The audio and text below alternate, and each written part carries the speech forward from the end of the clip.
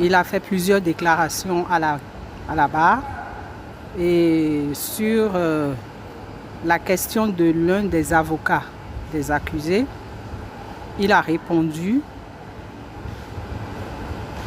le téléphone Zekede appartenant à Pierre Hubin Daïvo, disparu dans des circonstances dont on cherchait, enfin dans des circonstances qu'on cherchait à élucider, s'était retrouvé entre les mains de M.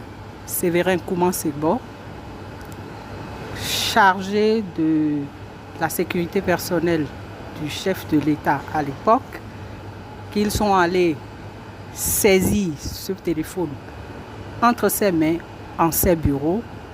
Ils en ont dressé procès verbal. Lecture a été donnée lors de l'audience publique. Il a fait d'autres déclarations aussi et celle-là m'intrigue particulièrement.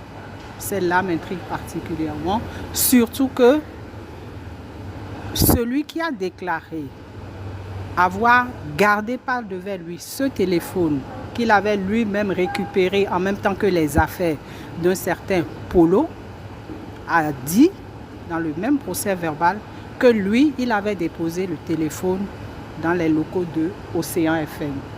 Donc, la question à laquelle on n'a pas encore trouvé de réponse, c'est à quel titre et pourquoi Koumansegbo s'était retrouvé avec ce téléphone du disparu alors que manifestement une enquête était ouverte, on recherchait où était passé Pierre Hubin Daïvo.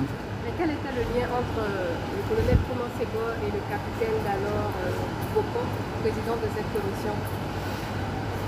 Je ne l'établis pas encore, en dehors de ce qu'ils sont tous des gradés de la gendarmerie, de ce que j'ai compris. Koumansegbo était plus gradé que le capitaine Boko.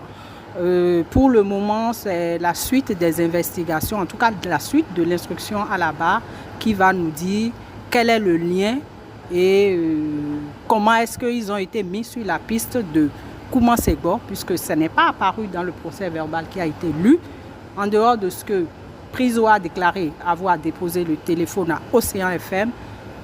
Comment est-ce que ce téléphone s'est retrouvé entre les mains de Koumansegbo? Qui a mis la commission sur les traces de Koumansegbo pour aller chercher ce téléphone? C'est la grande inconnue et j'espère que les auditions et les confrontations qui vont intervenir dans la suite de ce processus-là vont nous permettre, en mettant en présence Koumansegbo et le contrôleur Boko Firmin, peut-être qu'on aura la lumière sur qui les a mis sur la trace de Koumansegbo. Dans ce procès, tout ce que nous cherchons, c'est la vérité. C'est qu'est-ce qui est arrivé à Pierre Hubin Daïvo.